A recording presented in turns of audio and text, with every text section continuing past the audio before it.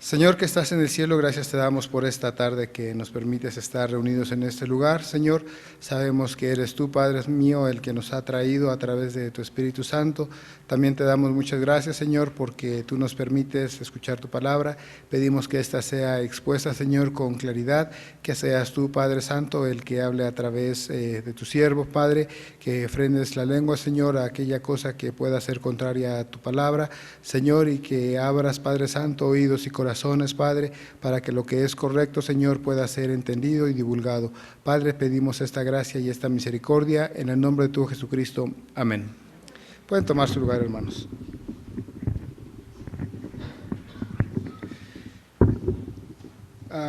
Primero, un segundo.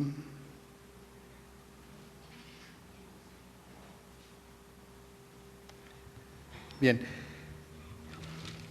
Estamos, hermanos, estudiando, en este caso, el día de hoy, el correspondiente al artículo 14 de los cánones de Dort, que a la letra dice lo siguiente: además, así como esta doctrina de la elección divina, según el beneplácito de Dios, fue predicada tanto en el Antiguo como en el Nuevo Testamento por los profetas, por Cristo mismo y por los apóstoles, y después expuesta y legada en las Sagradas Escrituras, así, hoy en día y a su debido tiempo, se debe de exponer en la Iglesia de Dios, a la cual le ha sido especialmente otorgada, con espíritu de discernimiento y con piadosa reverencia, santamente, sin investigación curiosa en los caminos del Altísimo, para honor del santo nombre de Dios y para consuelo vivificante de su pueblo.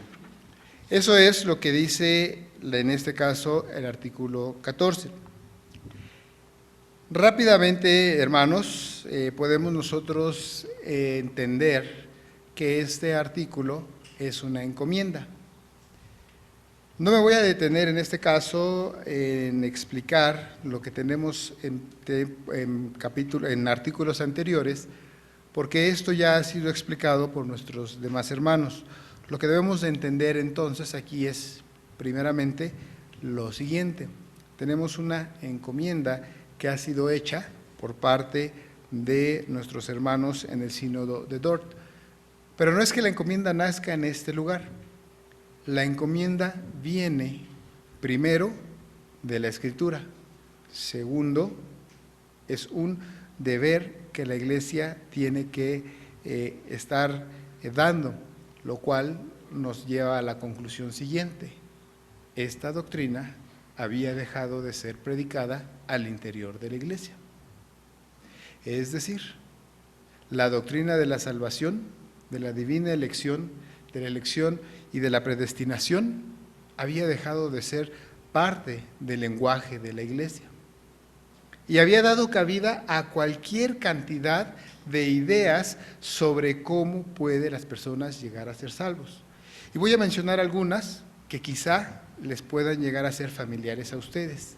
Y triste si la consideran correcta. Que las obras nos permiten santificarnos. Esa es una. Segunda, que Dios nos ha elegido, sí, en su presencia, pero porque sabía que nosotros le íbamos a aceptar. Esa es otra de las teorías o de las formas en las que el arminianismo ha permeado en nuestra iglesia. Sí es cierto, hay una preelección dada por Dios, pero Dios ha escogido a este puñado de hijos suyos porque sabía, en su santo conocimiento, que ellos le iban a aceptar. No sé si alcanzamos a percibir el gran error que hay en esto, porque entonces es el hombre el que está teniendo el derecho y la autoridad para decidir si acepta o no acepta a Dios. Otro error muy común, vamos a explicar eso en un momento. Otro error muy común que tenemos nosotros aquí es pensar que es tu decisión.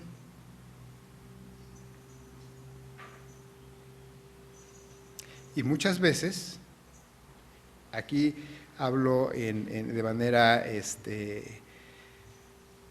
por lo que yo he hecho, pero no creo que sea el único, que utilizamos a veces este lenguaje. Cuando yo me convertí, cuando yo creí en Dios, ya vine a la iglesia, hoy sí quise, y cosas así por el estilo. ¿Y cuándo de nosotros mismos vamos a hacer algo bueno para Dios?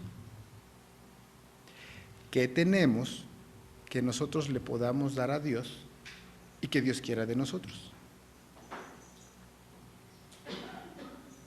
Creer que nosotros somos los que decidimos sobre nuestra salvación, que Dios la pone y entonces dice, crea el que quiera, es darnos a nosotros una autoridad sobre Dios y entonces nosotros darle la oportunidad a Dios de que podamos nosotros, de que Él pueda salvarnos. Esos son algunos de los errores más comunes que tenemos aquí en este caso. No son todos, hay muchísimos más. Nuestro hermano Calvino habla largo y tendido, escribe largo y tendido sobre este tema. Lo que quiero llegar hoy es, quiero llegar hoy a la conclusión de dos cosas.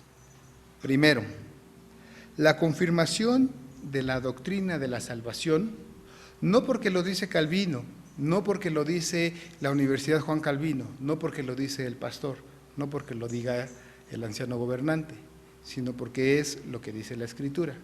Entonces, a la luz de las Escrituras, vamos a ver la confirmación propia de esta salvación, para concluir entonces con el objetivo de la salvación. ¿Alguna vez te has preguntado, ¿para qué eres salvo? ¿Alguna vez has respondido en tu mente o en tu corazón la pregunta de cuál es el objetivo de la salvación? ¿Qué quiere Dios con tu salvación? Con la ayuda del Señor, al término de este sermón, espero que podamos tener clara esta respuesta. Bueno, hay en este caso quienes piensan y no admiten precisamente que Dios es el autor de la salvación. Hay muchos que se oponen a la elección gratuita de los fieles. ¿Qué es la elección gratuita? Ya se ha explicado en otro par de sermones que tenemos para ser específicos. En los dos inmediatos anteriores tenemos precisamente la explicación sobre este. Pero hay quienes piensan, y es una situación muy común que tenemos, no solo dentro de las personas, sino a veces dentro de las mismas iglesias, y tristemente predicándose esto que voy a decir desde los púlpitos.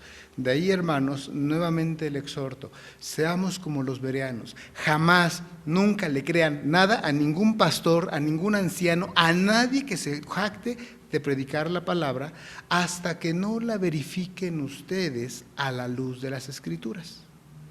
Escuchen, anoten y después contrasten. Y si esto es con base en la Escritura, es decir, lo que se dijo, tómenlo. Y si no, desésenlo. Porque el tomarlo a pie juntillas, como decía un predicador, lo que dicen los que están aquí en el púlpito, es como han entrado las sutilezas en las iglesias, porque el que empieza a predicar sobre lo que piensa, sobre lo que cree, con su interpretación, y no nos damos el tiempo, como nuestros hermanos de Berea nos dejaron el testimonio en la Escritura, de contrastar lo que se dice, si es así, con la palabra del Señor. Ese es nuestro deber como cristianos. Y entonces se llegan a erradumbres como la siguiente. Se piensa que Dios escoge entre los hombres a uno o a otro según Dios en su presciencia, es decir, en su santo conocimiento que Él tenía desde antes, sabía de los méritos que cada uno iba a tener y entonces adopta como hijos suyos a aquellos que Él sabe que iban a serle fieles y que iban a ser dignos de su gracia. Y entonces sabe que estos o aquellos podrían aceptar este regalo. Esto no es precisamente lo que el Señor dice en la Escritura. Primero, hacen pensar de esta manera que el hombre tiene una colaboración activa en la elección. Porque yo sé, dice estas personas, que así piensa Dios, que fulanito se va a portar bien y que perengano, si le doy la palabra, la va a aceptar, entonces por eso esa persona va a ser mi hijo. Ellos dicen que de esa manera es como funciona la elección. Y ahí hay un error muy grande, porque entonces la salvación es meritoria por algo que el hombre tenga. Y vuelvo a hacer la pregunta, ¿qué tienes tú que le puedas dar a Dios que Él quiera tener? Simple y sencillamente, Él es el creador de todo. ¿Qué le podemos dar? Yo no tengo nada. Simple y sencillamente porque Él está sobre todo. Ahora, tomar esta forma de pensar como correcta es su gran error. Y hay un ejemplo muy claro que tenemos nosotros en la Escritura, Jacob y Esaú. Si fuera por el meritorio de cada persona, o como pensaban los judíos, que por ser judío ellos iban y deberían de merecer esa gracia de ser el pueblo de Dios, entonces, ¿por qué no hubo la bendición para el primogénito, sino para el segundo hijo? ¿Por qué Dios tuvo la gracia con el segundo hijo? ¿Por qué en las tribus también Dios hizo esa distinción? ¿Por qué Él desechó a Manasés y prefirió a Efraín en este caso? ¿Por qué? Porque no es por el mérito que el hombre tenga, no es lo que el hombre haga lo que debe de ser.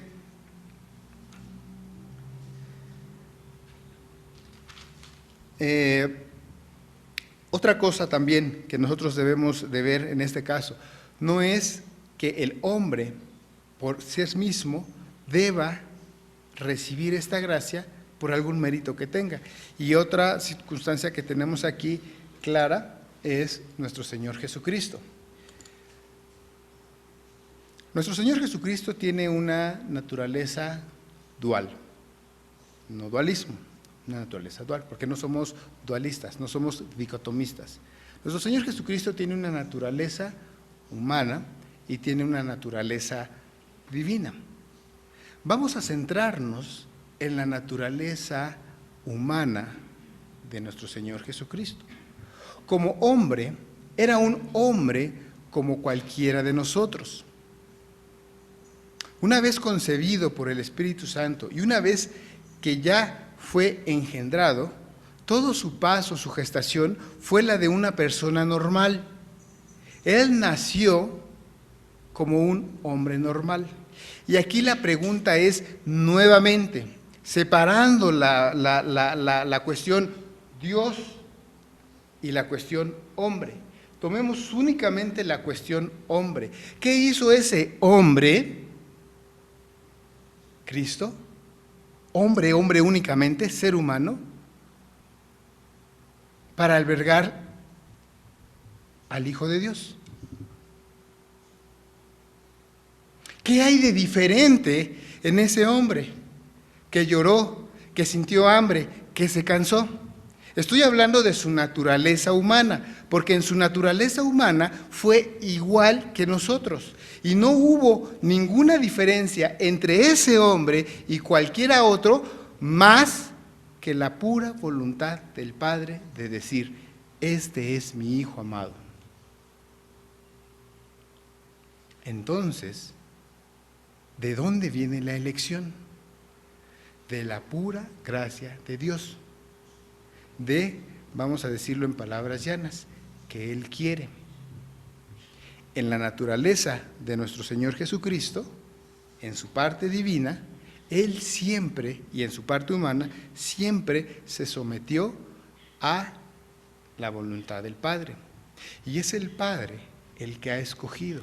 Y así lo manifiesta también nuestro Señor Jesucristo. En diferentes partes de la Escritura fue manifestando esto.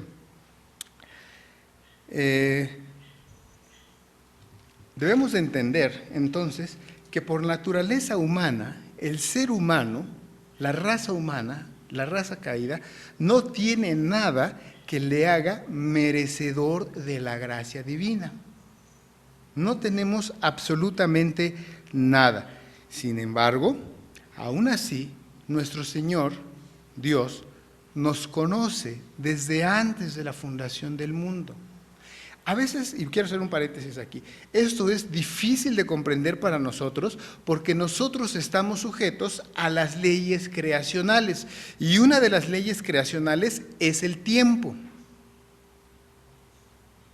Nuevamente, nuestro Señor Jesucristo, en su naturaleza humana, estuvo sujeto incluso a la cuestión del tiempo, porque hubo un tiempo para su gestación. Hubo un tiempo para su nacimiento, hubo un tiempo en el que fue niño, hubo un tiempo en el que fue amamantado, hubo un tiempo en el que fue adolescente. Y llegado el tiempo, inició su ministerio durante cierto tiempo en la tierra, hasta que llegó el momento, o utilizando nuevamente la palabra tiempo, en el que fue tomado, que fue llevado. Él fue en su naturaleza humana sujeto del tiempo. Pero Dios no es sujeto del tiempo. Dios está sobre el tiempo. Y a veces se malinterpreta el texto que dice que, Señor, para ti un día son como 1000 años y 1000 años son como un parpadeo. Y de esta manera tratan de hacer un sincretismo entre teorías humanistas, evolucionistas y demás, para decir, pues es que la creación tuvo que haber sucedido como dicen los científicos, porque ahí está la evidencia, porque también, como para nuestro Dios, 1000 años son como un día, y la Escritura dice que fue un día, entonces, pues por eso ahí da la entrada. No. Entiende la creación como es. Y dijo Dios, sea la luz, y fue la luz. Y si esto no cuadra en tu mente, entonces déjame decirte que no tienes fe. Y aquí hay otra mala noticia. La fe es producto de la salvación. Y aquí viene la buena noticia. La fe Dios se la da a sus elegidos. Vemos que la cosa ya está poniéndose un poco más compleja, porque es una situación que el Señor nos da a nosotros, pero no porque nosotros queramos, sino porque Él nos la quiso dar. Y sí, es un beneficio exclusivo para los que son sus hijos. Ahora, pero aquí está la buena noticia. Estén los hijos de Dios convencidos, fieles y tranquilos de que Dios nos ha adoptado a nosotros en Cristo, es decir, por los méritos de Cristo, para ser sus herederos, porque no éramos nosotros mismos capaces de tan grande dignidad y excelencia. Y una vez que Él nos ha adoptado, no nos desecha jamás. Él no es como nosotros.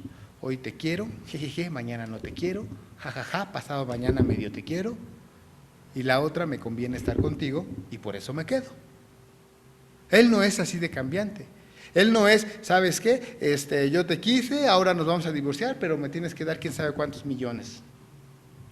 O nos vamos a tener que empezar a dividir, porque tuvimos incompatibilidad de caracteres.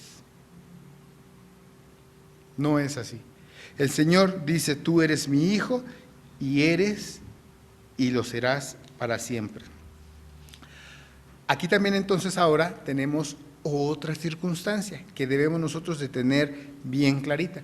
Estos son puntos que son necesarios para poder tener nosotros muy claro en nuestra mente quiénes son los hijos de Dios y por qué son los hijos de Dios, y llegar a la conclusión que es sencilla a la luz de las Escrituras. No todos los hombres son miembros de Cristo. No todo el que le dice Señor, Señor, será miembro de Cristo o hijo de Dios. En este punto me quiero detener un poco, porque entonces podría caber una posible contradicción. En este caso, nuestro Señor Jesucristo en varias partes de la Escritura señala, y hay testimonio de ella, en la que dice, todos y ninguno fue de los elegidos, se perdió. Pero en otra parte de la Escritura habla específicamente de Judas y dice, ninguno de los que me diste se perdió más que el hijo de perdición. Y entonces hacen alusión a la ligadura más que, donde está permitiendo entonces una excepción. Y entonces se dice, si Dios dijo que ninguno, entonces porque este sí. Y si nos quedamos con eso, diríamos, no, pues sí tienen razón, eso es cierto. No hay contradicción en este sentido. Hay muchos que son llamados para estar con la iglesia, para trabajar en la iglesia y por la iglesia, pero que no son de la iglesia. Otra vez, hay muchos que son llamados para estar en la iglesia, trabajar con la iglesia, o por la iglesia, pero no son de la iglesia. Todos esos son los que prefieren esto o aquello. Y entonces, para aclarar o acalmar la conciencia, hacen trabajo para la iglesia, hacen trabajo para la comunidad de los santos. Porque han preferido otras cosas y en su corazón saben que no es correcto esto. O trabajan porque piensan que trabajando muy duro en la iglesia pueden ser más santos o merecérselo. Pero yo, ¿por qué no? Si yo trabajo mucho en la iglesia, yo participo en esto, yo participo en aquello. No, mala noticia. Las obras no te salvan, nunca te han salvado y nunca te salvarán. Y si tú en la iglesia prefieres trabajar a escuchar la palabra de Dios, mala noticia, porque estás prefiriendo las lentejas a la palabra de Dios. ¿Recuerdan aquel relato en la Escritura donde una estaba muy afanosa y la otra se sentó a escuchar la palabra? Y la que estaba afanosa decía, Señor, pero dile a mi hermana que me ayude. ¿Y cuál fue la respuesta? Ella ha preferido lo que le conviene. ¿Y qué es lo que conviene? La palabra. Entonces, si tú prefieres, antes de escuchar la palabra, estar trabajando en la iglesia, para la iglesia, error.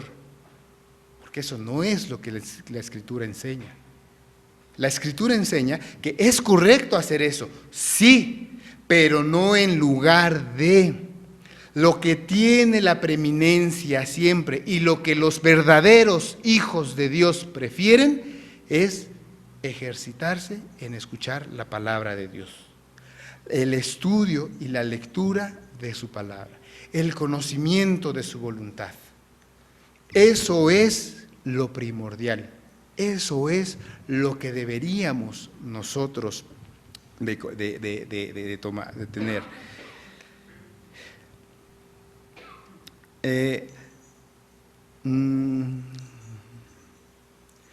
Ahora, ¿a quiénes nuestro Señor ha escogido? Entonces, ¿a los que más trabajan dentro de la iglesia?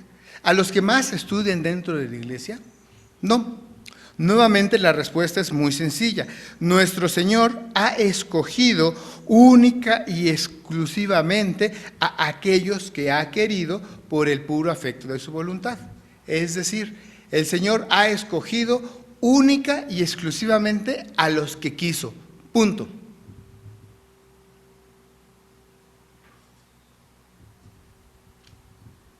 No a los que se lo merecían, no a los que tú crees que se lo merezcan, no a los que fulano o sutano piense que se lo merezcan. Y si esto no cabe en tu cabeza, pues no le busques cuadratura al círculo, porque así dice la palabra. Y como dice nuestro hermano Calvino, no es menester para nosotros los hombres estar con mente curiosa, indagando en la voluntad secreta de Dios. Parafraseando, porque no son las palabras exactas, no me las sé. Mi memoria no da para tanto. El punto, hermanos, es, Dios ha elegido a los que quiso como quiso porque quiso. Punto. Pero hay características que distinguen a estos que Dios ha querido. Hay a quienes no les cuadra esto y simple y sencillamente le empiezan a buscar y a buscar y a rascar y a torcer la Escritura para encontrar una explicación, porque no puede ser que entonces Dios haya elegido a fulano, a sutano, simplemente porque Dios lo quiso. ¿Qué tienen ellos de diferente? ¿Qué tienen ellos de especial que los hizo merecedores de esa gracia que no tenga o pueda tener yo? Y la respuesta es nada. Porque si por más le buscamos y le rascamos, vamos a encontrar entonces en la Escritura que los que según merecen esta gracia, no la recibieron. Y los que no la merecían, la tuvieron por la pura voluntad de Dios. Y esto no es permiso para entonces decir, pues voy a tener una vida, dale vuelo a la hilacha, y al final de mis días, como el ladrón, ¿no? Señor, perdóname, y hoy mismo estarás en el paraíso. ¿Quién sabe que va a tener esa oportunidad? ¿Y si Dios te reclama tu vida en este instante, o en 10 minutos? Y tú ya hiciste planes para que en tu lecho de muerte lo vas a aceptar y soy más inteligente que Dios, ¿no? No es así. ¿Pero qué no Dios dijo, por ejemplo, en este caso, y le dio la salvación a todo un pueblo, al pueblo de Israel? Error. De este pueblo, solamente Dios escogió a algunos, pero no a todos.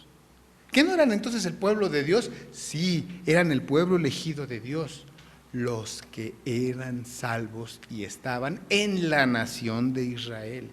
Y el pueblo elegido de Dios lo conforman sus hijos. Y Pablo lo aclara, porque Dios no hace acepción de personas. Es decir, Dios no excluye y Dios no dice, este sí y este no, o hay algo, este sea más merecedor de esta gracia que lo otro. Pero entonces viene el razonamiento de otros y dicen, no, es que sí hay acepción de personas, estás diciendo que no todos. Pablo lo dice, para que no piensen que son solamente los judíos los que deben de merecer esta gracia, porque entonces el pueblo como nación ya había dicho, pues somos los hijos de Dios y podemos hacer y deshacer lo que queramos, y se comportaban no como hijos de Dios. Y entonces Pablo clarifica también, porque Dios no hace excepción de personas, porque el pueblo de Dios, parafraseando y entendiendo esta porción de la Escritura, lo conforman todos aquellos que Dios ha querido, por su pura voluntad, llamar a ser salvos. Y entre ellos, Él ha llamado a judíos y a gentiles, ha llamado a mexicanos, ha llamado a griegos, a hebreos, a franceses, a venezolanos. ¿Qué nacionalidad te cae mal? ¿Quiénes te caen bien? De todos. Y los llevará con Él cuando sea completado el número de santos. Esa es la otra.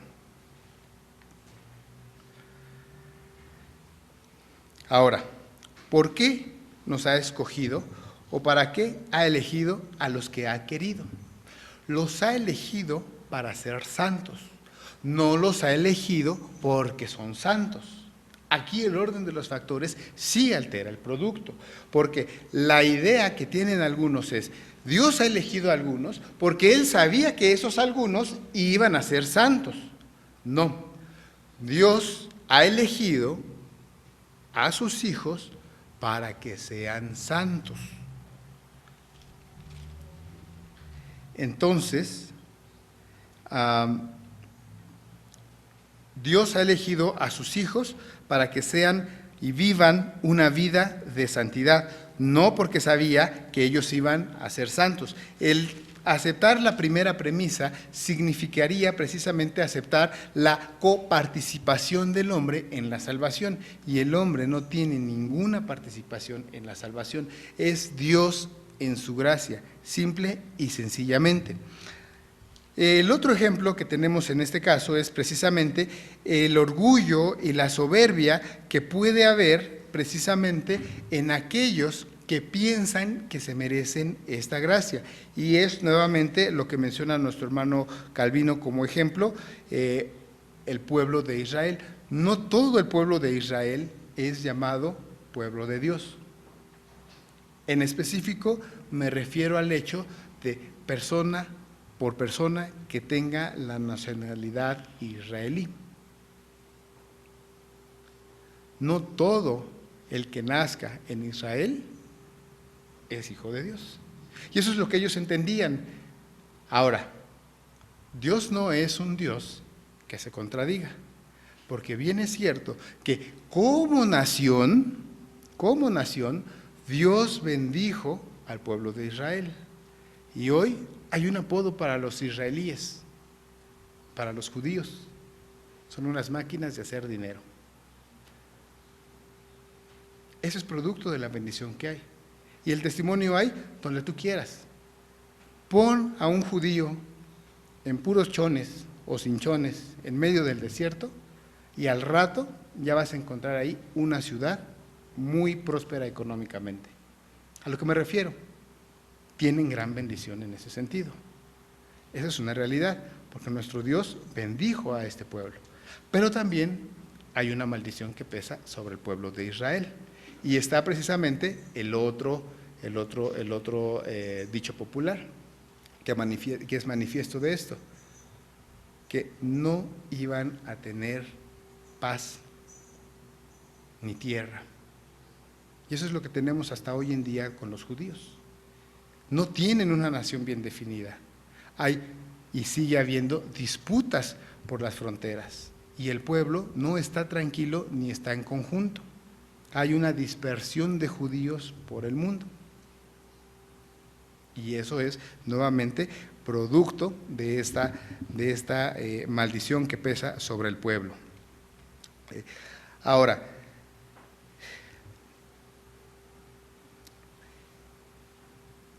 Dios elige al que quiere, cuando quiere y como quiere. Y esto lo ha dicho desde el Antiguo Testamento hasta el Nuevo Testamento.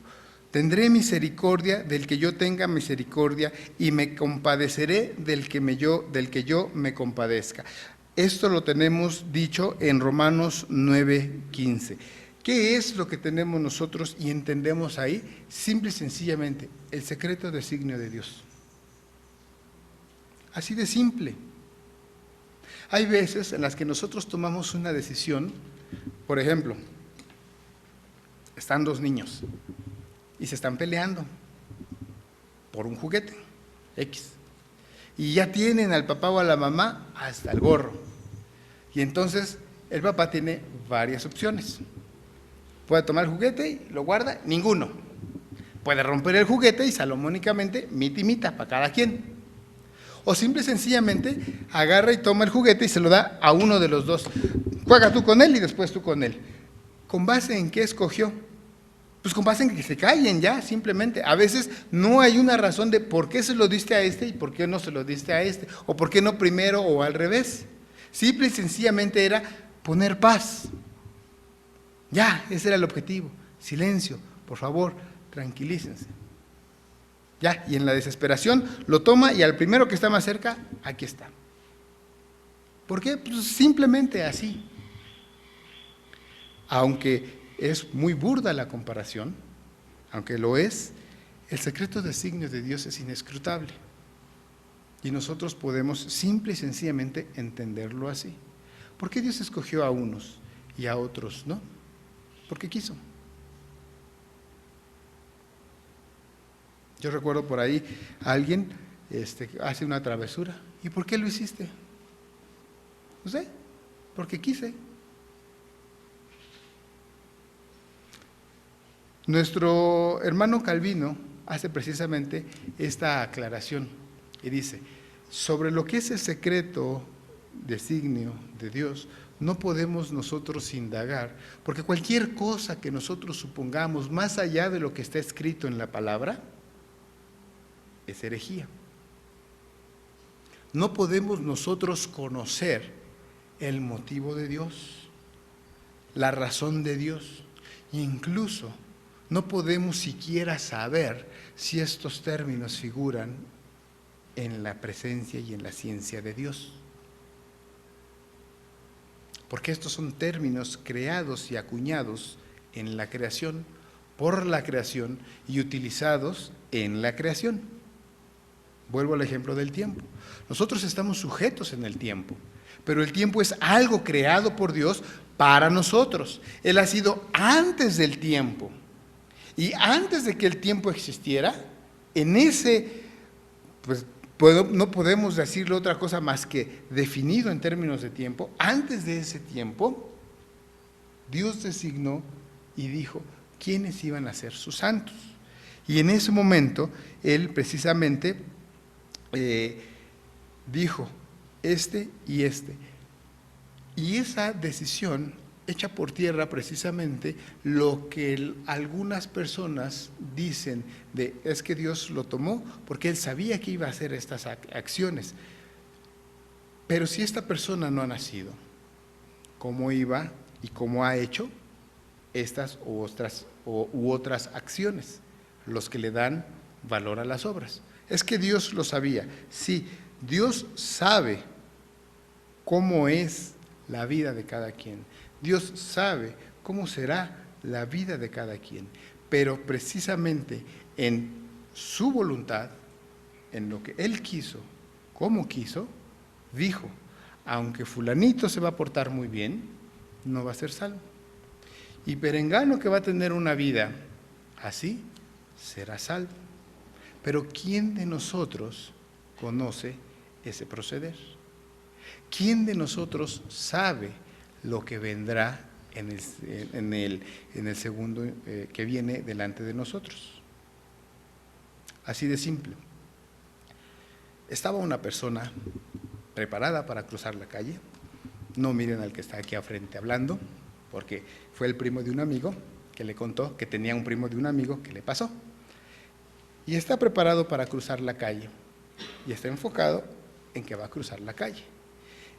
Y hay un tope.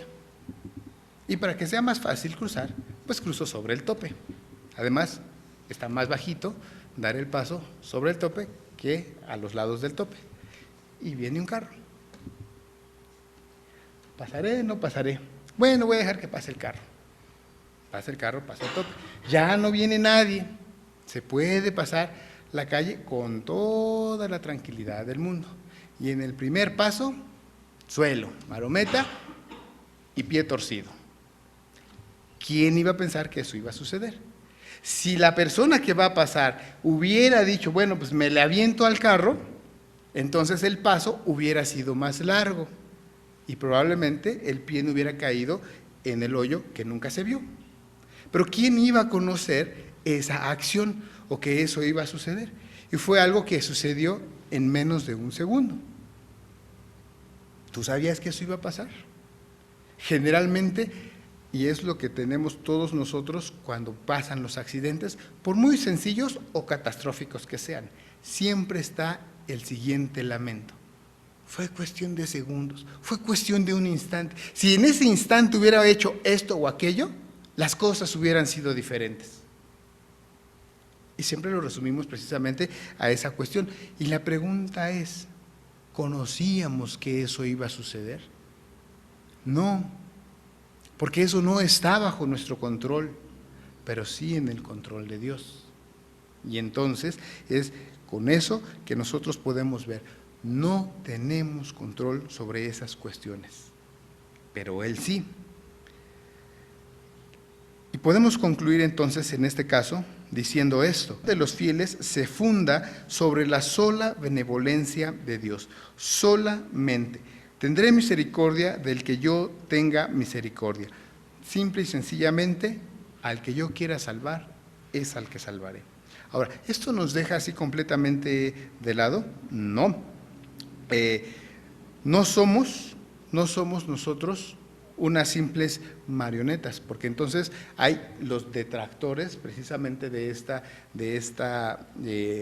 decir, es que no puede ser posible que simplemente Dios al que quiso porque quiso, entonces somos sus marionetas. No, somos su creación y como tal somos mayordomos de su creación.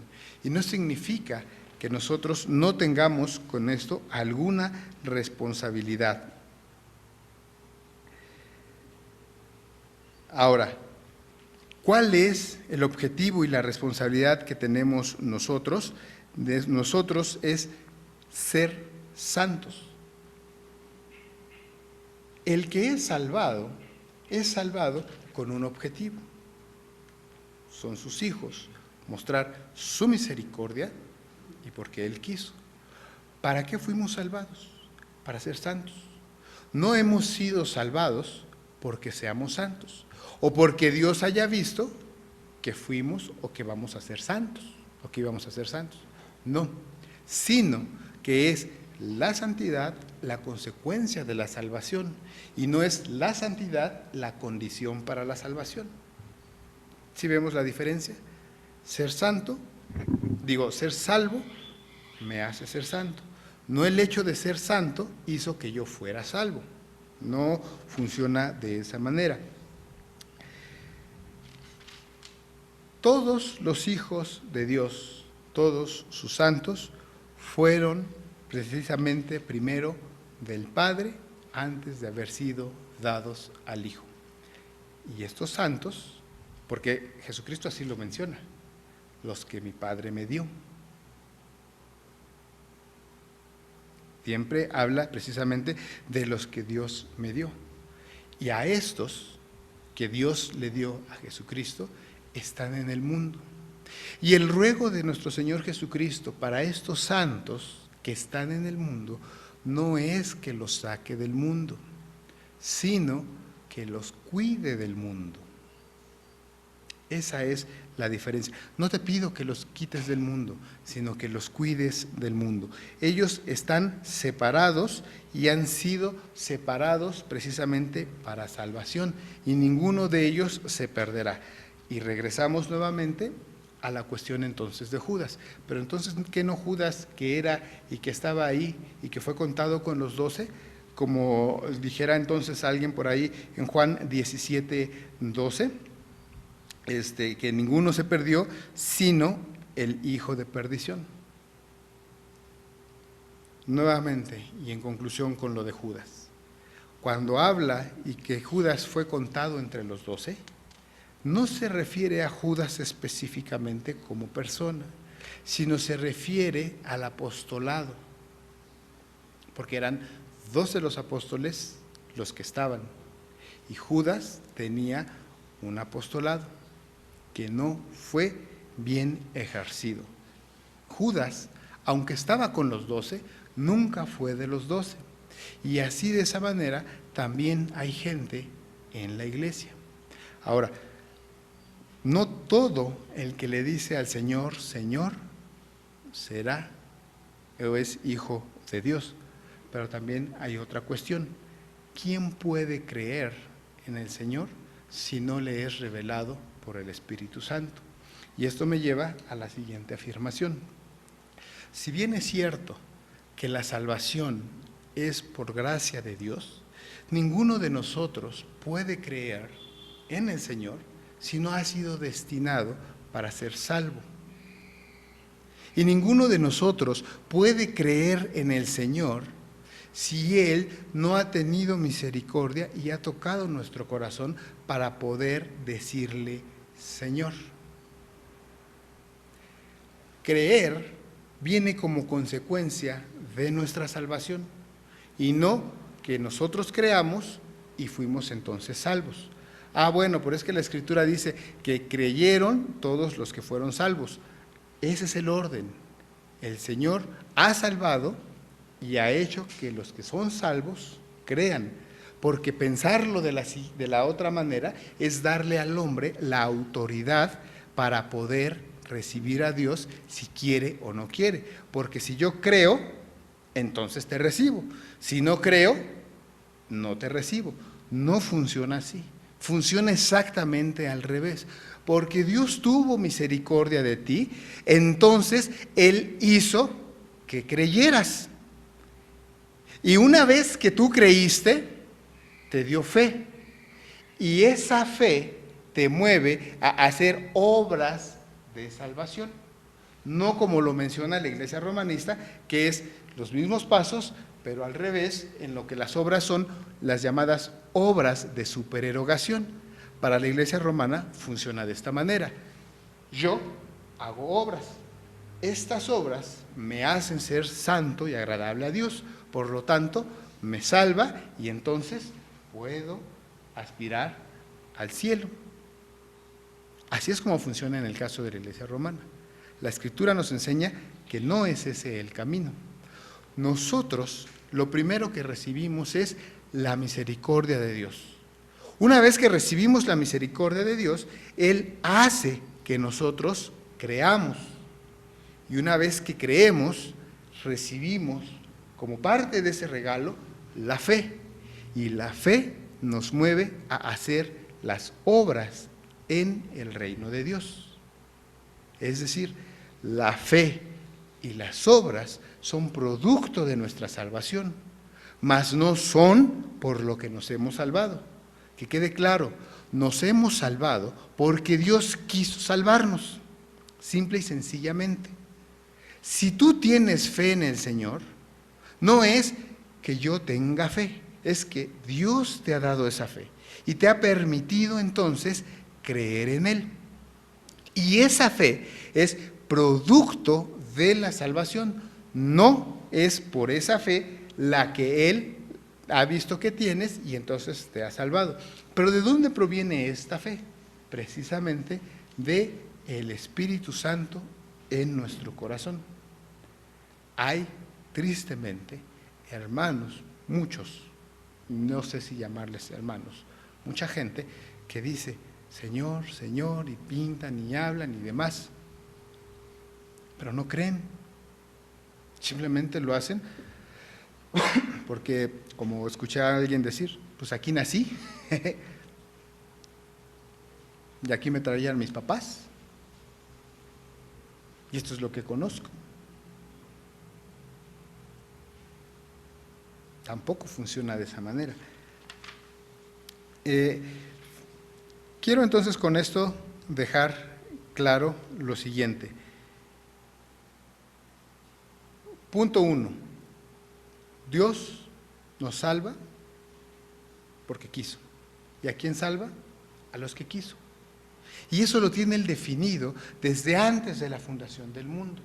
Y fue entonces cuando el Padre, que ha decidido quiénes serían salvos, y eso es en su decreto divino, algo que nosotros no comprendemos, pero en la parte que sí comprendemos, que es lo que la Escritura nos ha dado luz para poder entender, es que el Padre a estos hijos se los entregó a Jesucristo.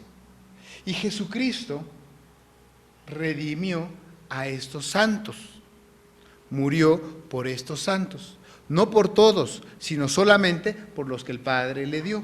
Una vez que estos santos han sido redimidos y Cristo ha muerto por ellos, entonces estos santos reciben la gracia de la salvación y con ello la fe.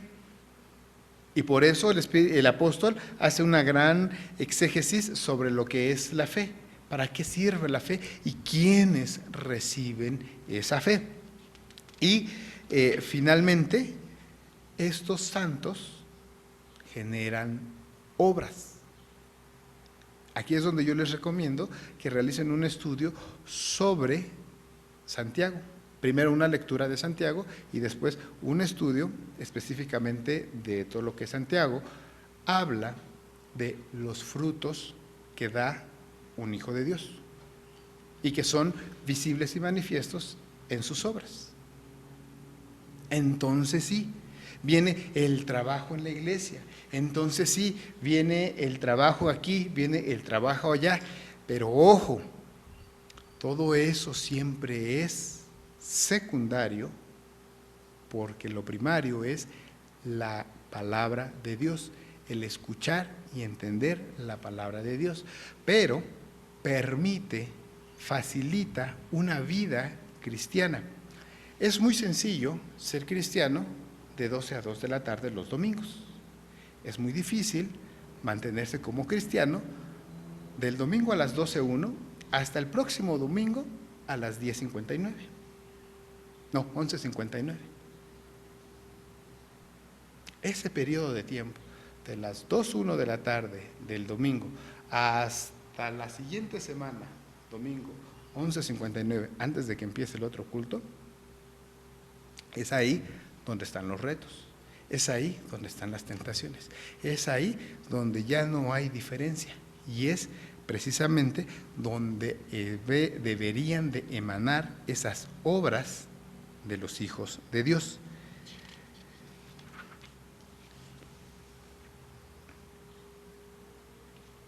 Quiero responder entonces y preguntarles, o más bien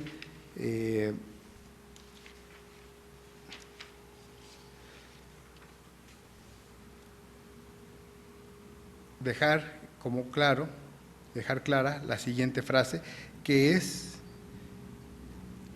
o bueno, estas dos frases que son el objetivo de la salvación, entendiendo lo que se ha dicho.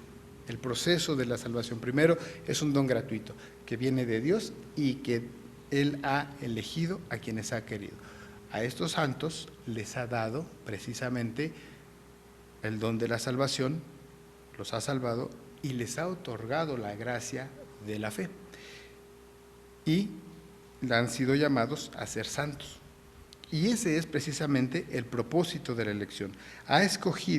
Nos ha escogido a sus hijos para que lleven una vida santa e irreprensible delante de Él.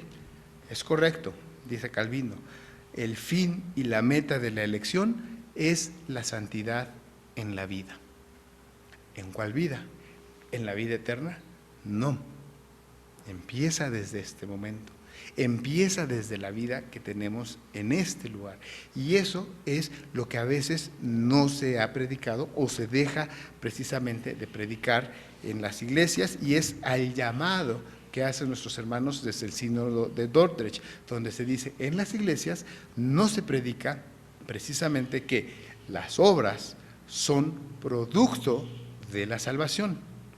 Se predica que las obras son necesarias para la salvación. Esto no funciona así, es al revés. Entonces, como conclusión, hermanos, el reto que tenemos nosotros es que nuestra vida sea un distingo de nuestra fe. Y eso, para un hijo de Dios, debería de ser sencillo, porque la fe es un don que Dios da y es un don exclusivo para sus hijos. Es difícil llevar una vida de santidad, es difícil llevar una verdadera vida cristiana para los que no son hijos de Dios, porque no tienen esa fe, porque no han sido llamados a ser santos. Son sus hijos los que han sido llamados a ser santos. Y si tú eres hijo de Dios, estás siendo llamado a vivir una vida en santidad. Y como punto final, ¿qué es una vida de santidad? ¿Estar de rodillas leyendo, llorando todos los días, las 27 horas del día? No. Es simple y sencillamente desempeñarte eficaz y eficientemente en el oficio que Dios te ha dado, guiándote por los principios de la Escritura. Así de simple. ¿Cuál es tu oficio? ¿Médico? Ejerce la medicina con los principios que da el Señor. Sé honesto, sé claro, practica con justicia, no escondas las medicinas, no digas mentiras a tus pacientes, no digas mentiras a tus colegas. ¿Eres contador? ¿Eres abogado? ¿Eres ingeniero? ¿Arquitecto? ¿Creativo? El área que sea. ¿Eres estudiante? ¿Todavía no vas a la escuela? En cada esfera de tu vida, Dios te está llamando para que ejerzas esa actividad según los principios de la Escritura. Si eres niño y todavía no vas a la escuela, pero qué bien haces trampa en el fútbol, qué bien escondes las canicas. ¿Eso es la vida de un cristiano, de un niño cristiano? Bien que no quieres que jueguen los demás contigo, eres envidioso con tus juguetes. Eso no es lo que enseña la Escritura.